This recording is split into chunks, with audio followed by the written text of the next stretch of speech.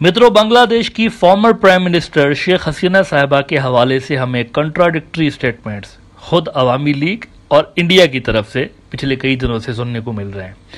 पहले कहा गया कि वो मुख्तलिफ मुल्कों में देख रही हैं, बेलारूस के अंदर और यूके के अंदर और दीगर मुल्कों में वो देख रही हैं असाइलम के हवाले से, लेकिन फिर कहा गया कि नहीं, वो कहीं पे असाइलम नहीं ले रही। इसी तरह से इंडिया ने कहा कि हम इनको आर्जी तौर पर अभी अपने पास रख रहे हैं ताकि ये ज़रा रिलैक्स हो जाएं, उसके बाद ये फ्यूचर जो भी प्लान करेंगी अपना, उसमें हम इनको लॉजिस्टिकल सपोर्ट प्रोवाइड करेंगे।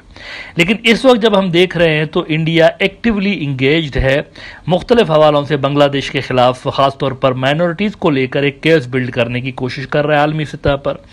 तो इस पे ज़रा आज ये समझने की कोशिश करते हैं कि इंडिया की स्ट्रेटजी एग्जैक्टली है क्या इस नई गवर्नमेंट के हवाले से। देखिए, इसको समझना कोई रॉकेट साइंस नहीं है। पहले मरहले में इंडिया कोशिश कर रहा है कि जितना मैक्सिमम प्रेशर इस नई सरकार के ऊपर माइनॉरिटीज़ के खास तौर पर इशू को लेकर डाला जा सके उतना ये डालें। अगर ये सक्सेसफुल हो जाते हैं इस हवाले से और आलमी बरादरी में इनको अगर किसी किस्म की कोई सपोर्ट मिल जाती है तो इंडिया समझ रहा है कि वो शेख हसीना के हवाले से कोई ना कोई रोल वहाँ के सियासी सेटअप में डलवाने में कामयाब हो सकते हैं। इंडिया की सारी पोजीशन शेख हसीना के ऊपर डिपेंड करती है ना। 15 साल से लेकर उन्होंने इन्हीं में इन्वेस्ट किया है, इसी एक पार्टी के अंदर इन्वेस्ट किया है। तो फिलहाल पहले मरहले में इंडिया की जानिब से ये हमें देखने को मिल रहा है कि वो शेख हसीना को अपने ही तरफ रख के तो वहाँ की जो नई सरकार है उनके खिलाफ एक जारहाना पॉलिसी, एग्रेसिव पॉलिसी में उठाते हुए नजर आ रहे हैं और मुद्दा उन्होंने यहां पर लिया हुआ है माइनॉरिटीज का। लेकिन सवाल फिर यहां पर यह पैदा होता है कि क्या इस एग्रेसिव स्ट्रेटजी में इंडिया को कामयाबी हासिल हो रही है? क्या दुनिया के मुल्क उनकी बात मान रहे हैं, उनके नैरेटिव को तस्लीम कर रहे हैं? The answer is no. आपको याद होगा जब ये नई सरकार अभी आई भी नहीं थी मोहम्मद यूनिस साहब की, तो उससे पहले ही मैंने आपको इस प्रोग्राम के अंदर बता दिया था कि मोहम्मद यूनिस की सरकार जब आएगी तो आप देखेंगे कि चाइना से लेकर अमेरिका तक फौरी तौर पर इनको रिकग्निशन मिल जाएगी।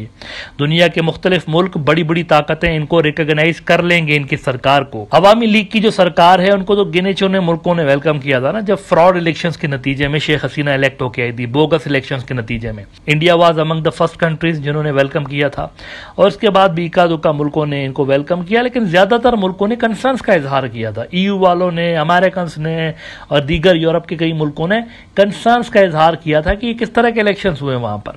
अलबत्ता मैंने आपको इस प्रोग्राम में बताया था कि मोहम्मद यूनिस की सरकार जब बनेगी तो मुख्तलिफ मुल्क उनको वेलकम करेंगे और ऐसा ही हुआ है। चाइना से लेकर अमेरिका तक, कनाडा, EU वाले, यूनाइटेड नेशंस खुद, इन सब ने इनको वेलकम किया है। नई सरकार जो बनी है इसको वेलकम किया है। तो ये जो वेलकम करने का सिलसिला है, रिकॉग्नाइज करने का जो सिलसिला है नई सरकार को, ये जाहिर कर रहा है कि दुनिया इंडिया के नैरेटिव को तस्लीम नहीं कर रही। ये जो माइनॉरिटीज को लेकर एक केस बिल्ड करने की कोशिश कर रहे हैं ना, पेड ये मुजाहरे भी करवा रहे हैं मुख्तलिफ मुल्कों में। पेड मतलब ये पैसे देके क्राउड इकट्ठा कर रहे हैं और दुनिया को बता रहे हैं कि देखो बांग्लादेश की माइनॉरिटीज के हक में मुजाहरे हो रहे हैं। लेकिन इस सारी एक्सरसाइज के बावजूद नतीजा ये निकल रहा है कि कोई भी मुल्क सीरियसली नहीं ले रहा इस तरह के नैरेटिव को और मुख्तलिफ मुल्क जो है और मुख्तलिफ ब्लॉक्स जो है वो मोहम्मद यूनिस की सरकार की फेवर में आपको पॉलिसीज बनाते हुए नजर आ रहे हैं। मैं आपको मिसाल कुछ दिखाना चाहता हूं कि किन मुल्कों ने और किन पावरफुल ब्लॉक्स ने मोहम्मद यूनिस की सरकार को एक्सेप्ट किया है। ये जरा आप बिजनेस स्टैंडर्ड की आज की खबर देख लीजिए। Blinken welcomes Yunus led interim government pledges to work with Bangladesh.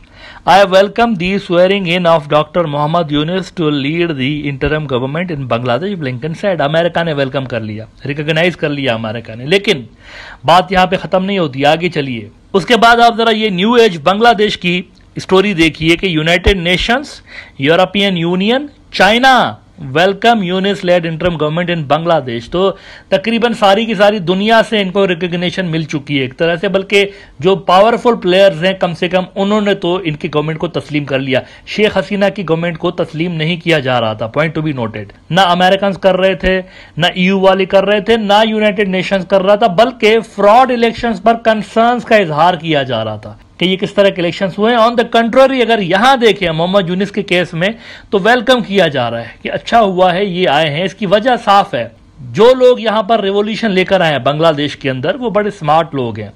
उन्होंने जो प्राइम मिनिस्टर के पोजीशन के लिए या जो लीड करने के लिए, गवर्नमेंट को लीड करने के लिए जो बंदा सिलेक्ट किया है वो सोच समझ के सिलेक्ट किया है। यकीन करिए इनसे बेहतर कोई चॉइस नहीं थी। इसके 2-3 वजूहात हैं।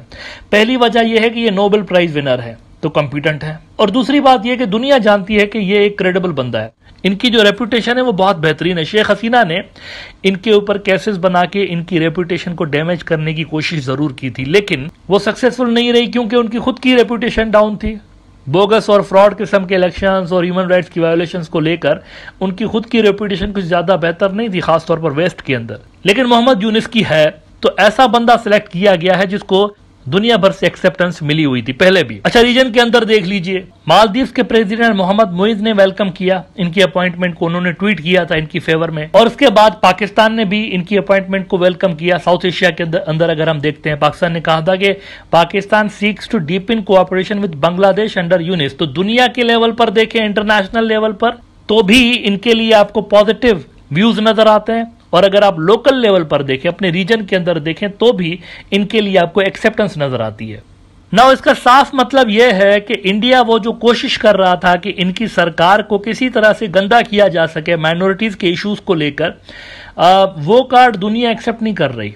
इंडिया का वो जो नैरेटिव है वो दुनिया एक्सेप्ट नहीं कर रही। इंडिया ने काफी कोशिश भी की, पेड मुजाहरे करवाए, सारा कुछ करवाया, लेकिन आई थिंक वो नैरेटिव दुनिया बाय नहीं कर रहे, बल्कि हद तो ये हो गई। जरा देखिए, ये भी सूरत हाल देखिए, इंडिया के ऐसे ऐसे पॉलिटिशियन जिनका नाम दुनिया भर में बदनाम है, माइनॉरिटीज को लेकर उनका जो रवैया है दुनिया भर में बदनाम है, वो भी बात कर रहे हैं बांग्लादेशी माइनॉरिटीज के लिए।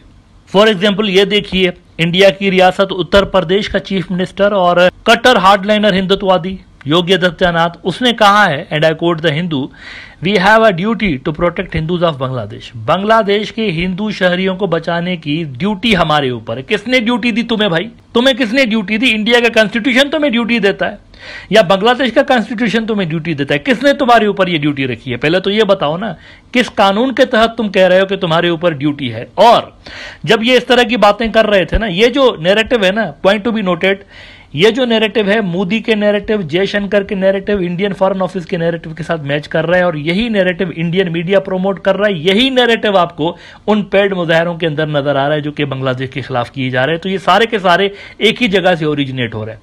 ये जो सारा बखेड़ा ओरिजिनेट हो रहा है एक ही जगह से ओरिजिनेट हो रहा है, और इंडिया से ओरिजिनेट हो रहा है।